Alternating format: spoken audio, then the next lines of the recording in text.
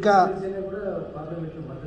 అవును టీడీపీ వారు మేము కొన్ని సవరణలు ఇచ్చామని నరమడి వాళ్ళ సవరణల గురించి బాగా మాట్లాడినారు మరి ఇప్పుడు మీ సవరణలు ఆమోదించాలా? మీరు ఇచ్చిన సవరణలు కూడా ఆమోదించాలా కదా? మరి ఎందుకు మద్దతు ఇస్తూ ఉన్నారు? వారు జవాబు చెప్పాలి మరి. కాబట్టి అంటే మీరు ఇవాళ చంద్రబాబు నాయుడు గారు పవన్ కళ్యాణ్ గారు ఏమనుకుంటున్నారంటే, చంద్రబాబు కొద్దిగా పవన్ కళ్యాణ్ అంతా ఇది కాలేదనుకో, పవన్ కళ్యాణ్ పాపం పూర్తి డ్రెస్ చేసుకొని ఆయన సనాతనవాది అయిపోయి బీజేపీ అజెండా మోస్తున్నాడు. ఆయన బీజేపీ అజెండా పక్కా బీజేపీ అజెండా. ఆయన పాపం నిజంగా నాకైతే బాధ అవుతుంది. ఆమె అంటే వ్యక్తిగతము మనం మాట్లాడకూడదు. ఆమె క్రిస్టియన్, ఆమె భార్య, ఆమెతో కూడా పాపం గుడ్డు కొట్టించాడు వెంకటేశ్వర స్వామి దగ్గర తీసుకుపోయి. అంత అవసరమా? కాబట్టి ఆయన పూర్తి సనాతనవాది అయిపోయి ఆ డ్రెస్ వేసుకొని ఆ బొట్టు పెట్టుకొని ఆ ఉప ముఖ్యమంత్రి అయినప్పటి నుంచి పాపం ఆయన మారిపోయినాడు. చంద్రబాబు నాయుడు ఆలోచించుకోవాలి.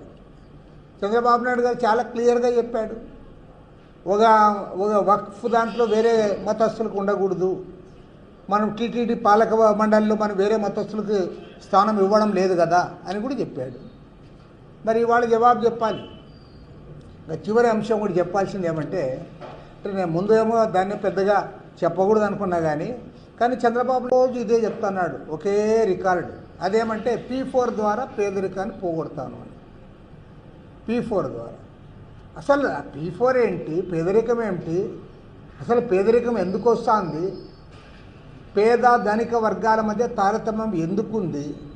నువ్వు దాన్ని జోలికి పోకుండా కొంతమంది షావుకారుల దగ్గర డబ్బులు తీసుకొని పేదోళ్ళకి ఇస్తే మొత్తం పేదరికం అని పోతుందని చెప్తే, ఇంతకంటే చెవులో పూలు పెట్టేది ఇంకోటి ఉంది అని నేను అడుగుతాను. అంటే మీరు చేసిన కార్యక్రమం నేను తప్పు పట్టడం లేదు. ఓకే, మంచిదే, డబ్బున్న వాళ్ళతో తీసుకొని డబ్బు లేని వాళ్ళకి సాయం చేస్తే ఎవరము తప్పు పట్టరు. దానికి ఆల్రెడీ ఉన్నాయి కూడా సోషల్ రెస్పాన్సిబిలిటీ CSR దాని కింద ప్రతి కార్పొరేట్ కంపెనీ వాళ్ళు కూడా కొంత డబ్బు కేటాయిస్తారు, పేదవాళ్ళకే ఖర్చు పెడతారు, కొన్ని మంచి ఔదార్యంతో ఖర్చు పెడతారు. అది పేదరికం పోయిందా అని నేను అడుగుతా ఉన్నాను. వాళ్ళ భారతదేశంలో పేద ధనిక వర్గాల మధ్య తారతమ్యం పెరిగిందా లేదా తగ్గిందా? దానికి సమాధానం చెప్పు.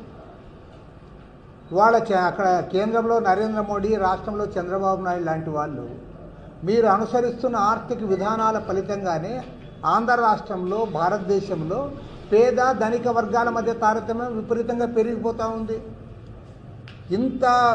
ఇది తారతమ్యం పెరిగిపోతున్న నేపథ్యంలో దాన్ని వదిలిపెట్టి నువ్వు ఏదో కొంతమందికి పేర్లు బాగా పెట్టాడు. బంగారు కుటుంబము, ఇంకోటి మార్గదర్శి అని పెట్టాడు. మార్గదర్శిలో ఏదో మార్గదర్శి అని పెట్టాడు. పేరు బాగుపెట్టి దాంతోనే పేదరికం అంతా పోతుందని చెప్పి నువ్వు ప్రజల చెవిలో పూలు పెడితే అది సరైనది కాదు. ఈ కార్యక్రమం చేయండి, తప్పులేదు. ఈ కార్యక్రమం వల్ల కొద్ది పేద కుటుంబాలు బాగుపడతాయని మీరు చెప్పినా బాగా ఉంటుంది, కానీ మొత్తం దీంతోనే పేదరికం పోతుందని చెప్తాడు. అసలు పేదరికం ఎందుకుంది? పేదరికాన్ని మీరు పెంచుతా అన్నారు. మీరు అంబానీలకు అదానీలకు ఊడిగం చేసి వాళ్ళ ఆస్తులు పెంచి మా తర్వాత ఇక్కడ మెగా కంపెనీ అంటే అన్ని కంపెనీలకంతా కూడా దోచిపెట్టి కార్పొరేట్ కంపెనీలకి మీరే దోచిపెట్టి మీరు కొద్దిగా ఇవ్వండి అంటే పాపాలు చేసి తీసుకొని పోయి ఉండిలో వేస్తా అంటారే, అట్లా వాళ్ళతో మీరు కొద్దిగా ఇవ్వండి, వీళ్ళకి మీ ఊరోళ్ళకి ఇవ్వండి, మీ గేర్లో వాళ్ళకి ఇవ్వండి అన్నట్లుంది. బట్ చంద్రబాబు నాయుడు దీనికి పదే రోజు పొద్దున్న లేసిన పేపర్లో P4 అంటే P4తోనే అంత బాగుపడుతుంది. కాబట్టి అంటే ప్రజల్ని పక్కాగా తప్పుదారి పట్టిస్తూ ఉన్నాడు చంద్రబాబు నాయుడు. 100% తప్పుదారి పట్టిస్తూ ఉన్నాడు. నువ్వు అసలు అటు జరుగుతున్నది ఏంటి? మీరు చేస్తున్నది ఏంటి? నువ్వు పేదరికం అంతా పోతుందని చెప్పి పేదరికం దీంతోనే పోయేటట్లుంటే ఇంకా బ్రహ్మాండంగా ఉండేది. మీరే గవర్నమెంట్లో వాళ్ళకి దోచిపెడతారు, వాళ్ళ ఆస్తులు పెంచుతారు, వాళ్ళని అడుక్కోండి అంటారు. అంటే ప్రజల్ని భిక్షగాలు చేసేయడానికి మీరు తయారవుతూ ఉన్నారు. నీకు చేతనైతే నీవు వీటన్ని కూడా అరికట్టు, తర్వాత ప్రభుత్వ ఆదాయాన్ని పెంచు, సంపద పెంచుతానన్నావు కదా, సంపద పెంచు, సంపదలో అందరికీ వాటా ఇవ్వు. అందరికీ అంటే పేదవాళ్ళకి ఇవ్వాలి. ప్రతిదీ అందరికి ఇస్తాను, అందరికి ఎందుకు ఇస్తావు? ఎవరికైతే అర్హత ఉందో వాళ్ళకి ఇవ్వాలి. కాబట్టి అంటే క్లియర్ కట్గా చెప్తా ఉన్నాం, అందరికీ దోచిపెట్టే కార్యక్రమానికి రద్దు చేయండి. ప్రతి ఈవెన్ స్కీమ్స్లో కూడా నేను చెప్తా, ఇవా స్టూడెంట్స్కి పిల్లలకి అమ్మఒడి ఇస్తాము అంటావు, ఇవ్వు సంతోషంగా ఇవ్వు. కానీ ఎవరైతే పేద పిల్లలు ఉన్నారో, ఎవరైతే గవర్నమెంట్ స్కూల్స్లో చదువుతానో వాళ్ళకి ఇవ్వయ్యా. నువ్వు ₹1,00,000 2 లక్షలు ఫీజు కట్టే వాళ్ళకి నువ్వు 15,000 ఎందుకు ఇస్తావు? 2 లక్షలు ఫీజు కట్టి నారాయణలో చైతన్యలో చేర్చుకుంటారు, వాళ్ళకి నువ్వు డబ్బులు ఇస్తావు. దానివల్ల ఏం జరుగుతుంది? ఈ గవర్నమెంట్ స్కూల్స్లో ఇంకా పిల్లలు ఉండరు రాబోయే రోజులు.